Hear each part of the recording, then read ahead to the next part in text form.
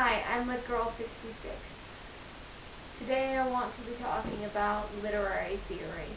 Literary theory is the types of lenses or the various types of views or approaches one can take to a text. Specifically, we're going to be talking about Deconstructionist theory, which had its origins in France in the early 19th century by a man named Derrida. Deconstructionist theory believes that nothing is purely itself, and language does not allow for anything to be purely itself. Something can only be defined through other things. For instance, if I were to say, I am lying, would you believe me? I were to say, I am not telling the truth, would you believe me? And if I was indeed telling the truth, then you are not believing me. Then you are not doing what I'm saying, because I'm telling you not to believe me. I'm saying that I am lying. Then why are you believing me? If I say language is meaningless,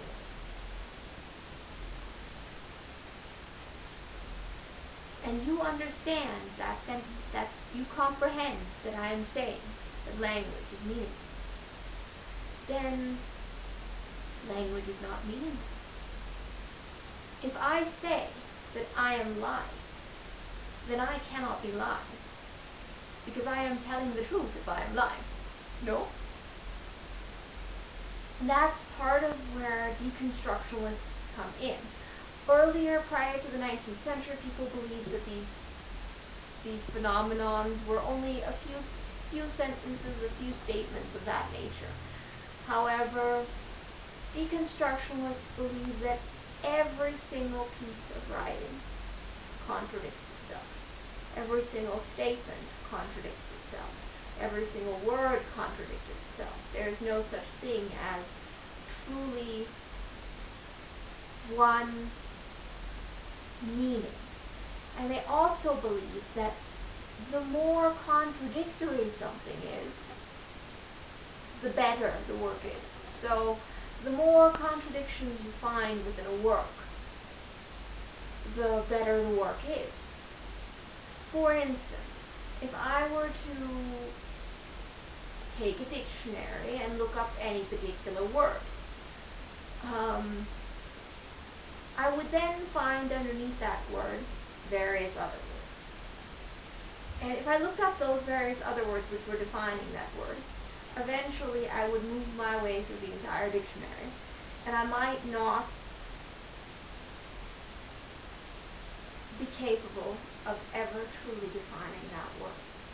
Part of the reason for that is because words are defined by their contrary, defined by their opposite. Feminine is defined by masculine. Masculine is defined by feminine. Strong is defined by weak. Weak is defined by strong. Tall is defined by short. Short is defined by tall. Everything is relative to one another. And ultimately, if I spend a lot of time, I will completely go around in an entire circle until I go back to the word that I was originally attempting to define. Because ultimately, language references itself. A language can't reference anything but itself, because it is a language. It is only capable of referencing within the within what is within its domain. And it might use various other words to define a word, but it will eventually return back to that original word. And deconstructionism is based on that idea. And I hope that was somewhat helpful. I'm Lit Girl 66. See you soon. Bye.